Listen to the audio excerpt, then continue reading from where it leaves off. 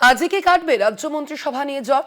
রাজ্যপালের কাছে তালিকা জমা দেবেন মুখ্যমন্ত্রী। তালিকা জমা দিতে লোকভবনে যেতে পারেন আজ মুখ্যমন্ত্রী, এমনটাই কিন্তু ইতিমধ্যেই জানতে পারা যাচ্ছে। এবং সেখানেই প্রশ্ন উঠছে, তাহলে কি যেই জট ইতিমধ্যেই আমরা দেখতে পাচ্ছি রাজ্য মন্ত্রিসভা নিয়ে, কিন্তু যে জট ইতিমধ্যেই রয়েছে দেখা যাচ্ছে, সেই জট কি তবে আজকেই কাটবে তার একটা সম্ভাবনা কিন্তু রয়েছে বলেই জানা যাচ্ছে। আমরা দেখেছি রাজ্যে সরকার গঠনের পর কিন্তু এখনো পর্যন্ত এই মন্ত্রিসভায় কারা কারা থাকবেন সে বিষয়ে এখনো পর্যন্ত কিছু স্পষ্টভাবে সিদ্ধান্ত নেওয়া হয়নি। এবং সেখানে আজ শুভেন্দু অধিকারী তিনি রাজ্যপালের কাছে তালিকা জমা দেবেন। কথা বলবেন আমাদের সঙ্গে এই মুহূর্তে রয়েছেন বিশেষ প্রতিনিধি দেবজ্যোতি ঘোষ। দেবজ্যোতি, কি জানতে পারা যাচ্ছে এই বিষয়ে? এই যে তালিকা আজ জমা দেবেন রাজ্যপালের কাছে মুখ্যমন্ত্রী শুভেন্দু অধিকারী, তারপরেই কি জানা যাবে তবে যে রাজ্য মন্ত্রিসভায় ঠিক কারা কারা স্থান পাচ্ছেন কোন কোন দপ্তরের ক্ষেত্রে? দেখো, আজ আর কিছুক্ষণের মধ্যেই মুখ্যমন্ত্রী শুভেন্দু অধিকারী তিনি রাজ্যপাল RN রবির সঙ্গে দেখা করবেন। যেটুকু ধারণা করা যাচ্ছে বা যেটুকু রাজনৈতিক মহল মনে করছে যে আজকেই হয়তো পূর্ণাঙ্গ তালিকা জমা দিতে পারেন।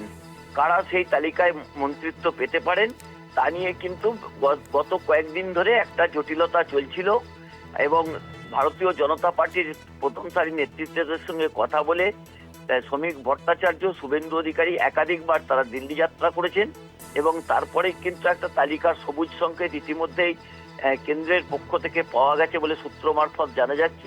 সেই তালিকা হয়তো আজকে জমা দিতে পারেন রাজভবনে রাজ্যপালের কাছে এবং কবে শপথ গ্রহণ হবে তা রাজ্যপাল ঠিক করবেন এবং একসঙ্গে হয়তো 30-32 জনের তালিকা জমা দেওয়ার সম্ভাবনা রয়েছে।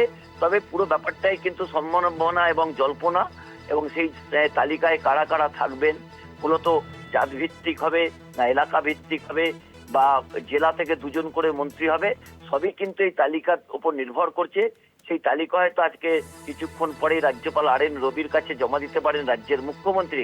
গত কয়েকদিন অর্থাৎ 9 তারিখে মুখ্যমন্ত্রী হিসেবে শপথ নিয়েছেন, তারপরে 5 জন মন্ত্রীকে নিয়ে একটা জেড মন্ত্রিসভা গঠন করে তিনি মন্ত্রিত্ব সামলাচ্ছিলেন, বিভিন্ন দপ্তর তিনি দেখাশোনা করছিলেন, বেশ কয়েকজনকে অ্যাডিশনাল ভাবে তিনি দায়িত্ব দিয়েছিলেন বেশ কিছু ডিপার্টমেন্ট দেখার জন্য।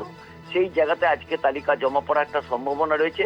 হয়তো চলতি সপ্তাহে সেই জট একেবারে কেটে যাবে, অর্থাৎ মন্ত্রিসভার শপথ গ্রহণ হয়তো রাজ্যপাল যখন সময় দেবেন তখন হবে।